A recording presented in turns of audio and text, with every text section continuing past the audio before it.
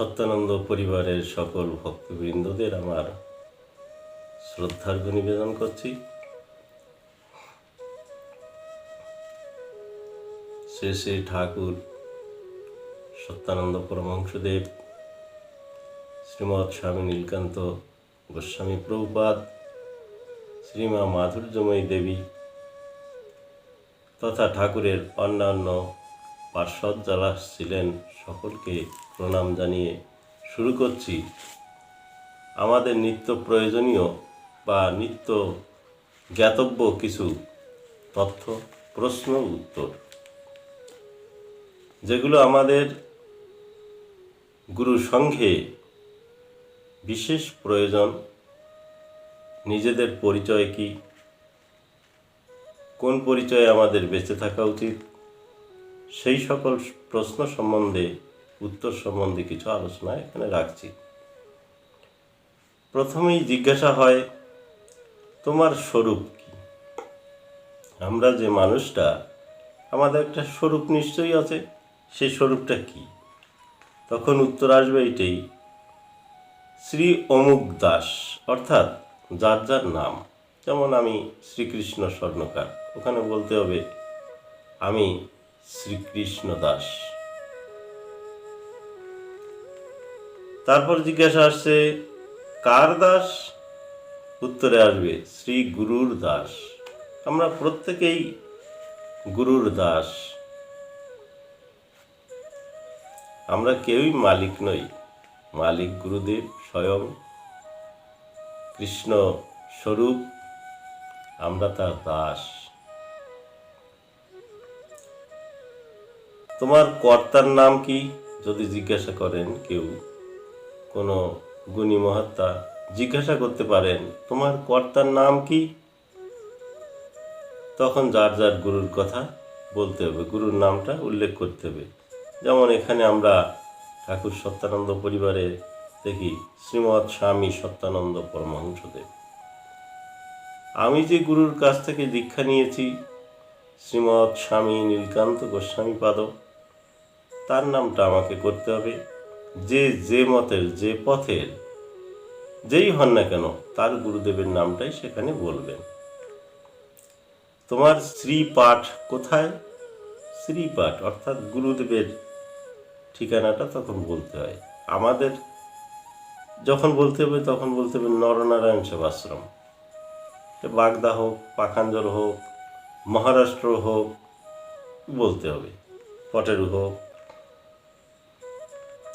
মূল আশ্রম যেটা, মূল আশ্রমের নামটাই নিতে হয়। আমাদের মূল কেন্দ্র হলো পাখাঞ্জল, পাখাঞ্জলের নাম নিতে হবে। প্রকৃত মূল দেখলে বাগদায় হচ্ছে প্রথম ঠাকুরের এপারের আশ্রম, সেই আশ্রমের নাম নিতে হয়। তারপরে আমরা যেখান থেকে এসেছি শ্রীমৎ নীলকান্ত গোস্বামী পাদ, তিনিও পাখাঞ্জলেরই আশ্রমবাসী ছিলেন এক সময়, তাই আমরা পাখাঞ্জলের নাম নিতে পারি। তুমি শ্রীরূপ হইতে কত? এইবার আসছে শ্রীরূপ গোস্বামীর থেকে আমাদের দূরত্ব কতখানি, সেই দূরত্ব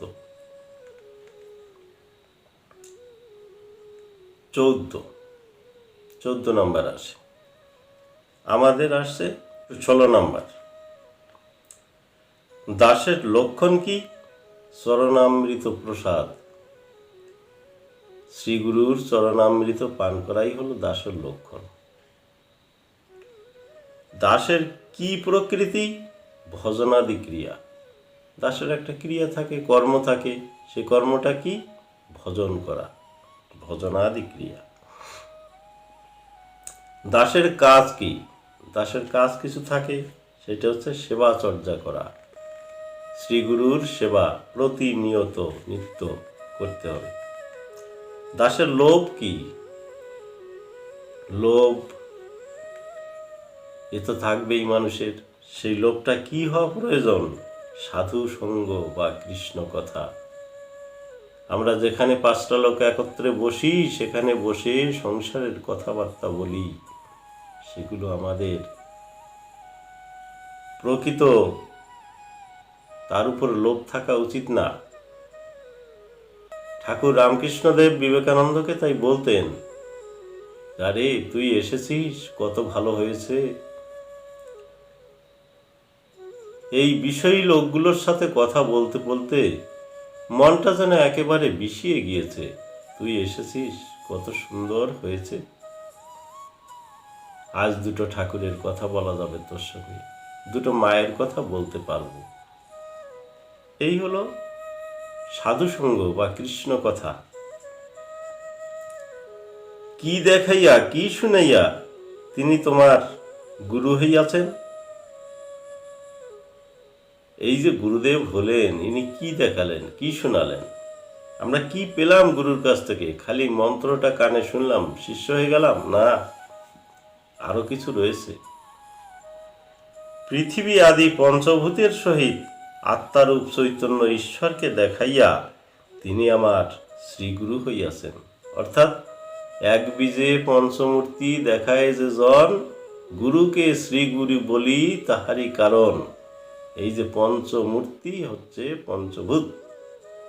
আমরা ক্ষিতি অপ তেজ মরুদ বোম, এই ছাড়া আমাদের জগতে কোনো কিছু আর নেই। দৃশ্যমান জগতে এর বেশি আর কিছু দেখা যায় না। কোন মন্ত্র শুনিয়াছ? চৈতন্য মন্ত্র বা কৃষ্ণ মন্ত্র শুনিয়াছি। মন্ত্র সবসময় চৈতন্য থাকে, আমার মনটা চৈতন্য করে সেইখানে খালি মিশাতে হয়, এইটুকুই কর্তব্য।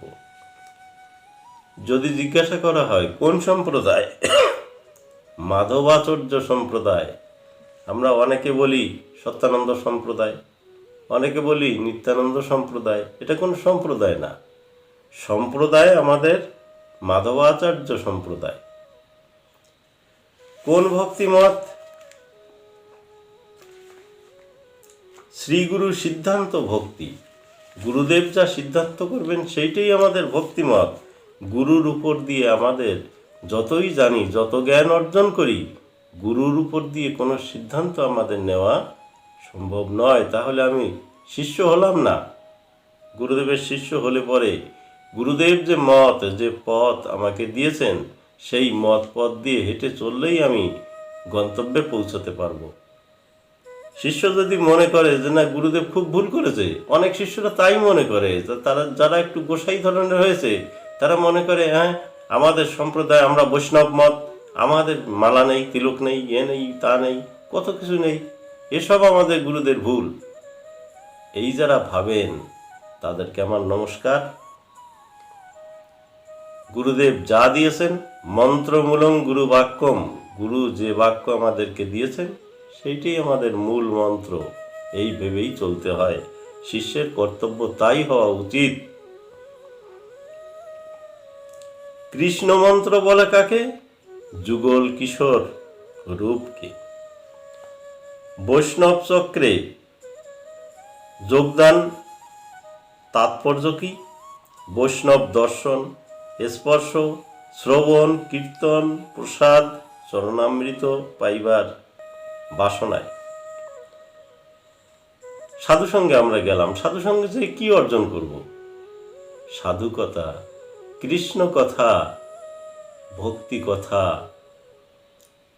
যে কথা শুনলে আমাদের এই সংসারের দাবদাহ ত্যাগ হয়ে সেই চৈতন্য স্বরূপ, সেই ভক্তি স্বরূপ ভগবানের সঙ্গে সাক্ষাৎ লাভ করা যাবে, তার সঙ্গে দেখা হবে। এই তথ্য আমরা যেখান থেকে পাই সেইটাই আমাদের সাধুসঙ্গ বা আমাদের বৈষ্ণব চক্র বলে বলা হয়। সাধু গুরু বৈষ্ণব দর্শনের ফলাফল কি? সাধু গুরু বৈষ্ণব দর্শনে চিত্তে আনন্দ হয়। যখনই কোনো সাধু, কোনো মহাত্মা বাড়িতে আসেন, তখন মনটা যে কত সরল হয়ে ওঠে, কত আনন্দ জাগে ভিতরে, এ তো কেউ কাউকে বোঝানো যায় না। এ শুধু যে উপলব্ধি করেন তিনিই খালি জানেন। এ তো কেউ কাউকে বোঝাতে পারবে না যে তোমার আনন্দ কেমন। মিষ্টি খেলে তুমি কেমন স্বাদ পেলে, এই স্বাদ কি বলা যায়? বলা যায় না। ঠিক তেমনি সাধুসঙ্গ, সাধু মানুষ দর্শন করলে, তাই না, সাধু দর্শনে সাধুর মনে আনন্দ হয়। এই যে রামায়ণ গানে আমরা শুনি না যে এই না মধুর রাম নাম কতই রসাল, সাধকের আনন্দ বাড়ে অসাধুর জঞ্জাল। তাই সাধক যারা, তাদের মনে সাধু কথা শুনলে, কৃষ্ণ কথা শুনলে একটা আনন্দ জাগে, শিহরণ জাগে, একটা অব্যক্ত একটা ব্যাপার হয় যা বলে বোঝানো যায় না। ঠিক সেই মনের স্তরটা ঠিক সেইখানে এসে দাঁড়ায়। কিন্তু অসাধুর এইটি বুঝতে পারে না। অসাধু যারা, যারা অন্যদিকে মন, তারা হচ্ছে অসাধু। আর ঠাকুরের দিকে যাদের মন, ঈশ্বরের দিকে যাদের মন, তারা সাধু।